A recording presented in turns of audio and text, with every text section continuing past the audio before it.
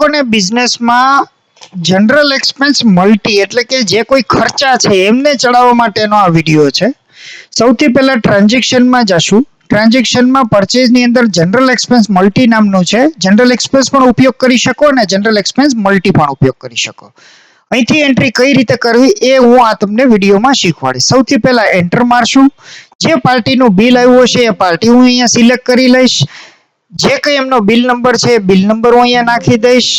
એમની તારીખ આગળ વધીશ, એન્ટર મારીશ. હવે અહીંયા કયા પ્રકારનો ખર્ચો છે એ નાખવાનો છે.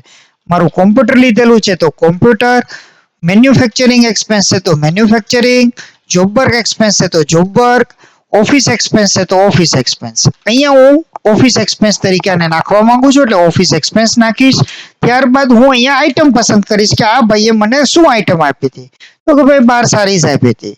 એમના 10 પીસ હતા, 120 રૂપિયા ભાવ હતો. અહીંયા હું એમના ડિસ્કાઉન્ટ નાખીશ, એન્ટર મારીશ, એન્ટર મારીશ. અહીંયા જો એમનું કંઈ ભાડું હશે તો ભાડું નાખીશ, નહીં તો એન્ટર એન્ટર એન્ટર મારીને હું આને નીચે લાવીશ ગ્રીન લાઈન ની નીચે. ત્યારબાદ F9 દબાવીશ, enter enter enter enter enter મારી TDS ને જે કંઈ કાપવાનું છે કાપીશ, એન્ટર એન્ટર મારીને હું આને સેવ કરીશ. હવે ભાઈ કોઈ કારણસર મારો આ જે છે એમાં મારે સુધારો કરવો છે તો હું જે ફોર્મમાંથી એન્ટ્રી કરું છું ત્યાં જ ફાઇન્ડ કરીશ અને અહીંયા મારી પાસે બે બિલ છે તો હું આ બિલમાં માનો કે આવી રીતે અહીંયા ટીક કરેલા છે તો જ્યારે ખોલવા જઈશ ત્યારે અહીંયા લાલ બતાવશે ઇઝ ઓડિટેડ છે એટલે ના તો હવે એને મને સુધારવા દેશે કે ના ડિલીટ કરવા દેશે. આવા કેસની અંદર કેન્સલ કરીને ફરીથી ફાઇન્ડ કરવાનું અને જે બિલ તમારે એડિટ કરવું એના ઉપર સ્પેસ બારથી ક્લિક કરીને હટાવી દેવાનું.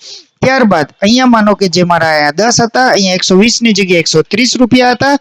એન્ટર મારીશ, ચેન્જ કરીશ અને ફરીથી ગ્રીન લાઈન ની નીચે આવશે ત્યાં લગી હું એન્ટર મારીશ.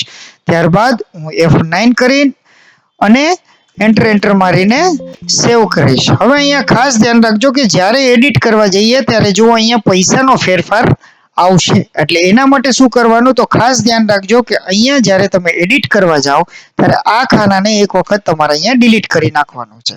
જેવું ડિલીટ કરશો એટલે તમને અહીંયા કેટલા પૈસા એડજસ્ટ કરવા એ લખશે એ તમારે મેન્યુઅલી એટલા પૈસા અહીંયા એડજસ્ટ કરવાના છે.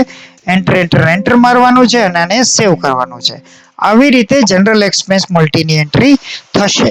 હવે કોઈ બિલ તમારે કોઈ કારણસર આની અંદર નથી લઈ જવું, GST માં નથી લઈ જવું તો એવા કેસની અંદર જ તમારે અહીંયા GST માં સ્કીપ કરી દેવાનું છે. બાકી આ નોર્મલ એન્ટ્રી છે. Thank you.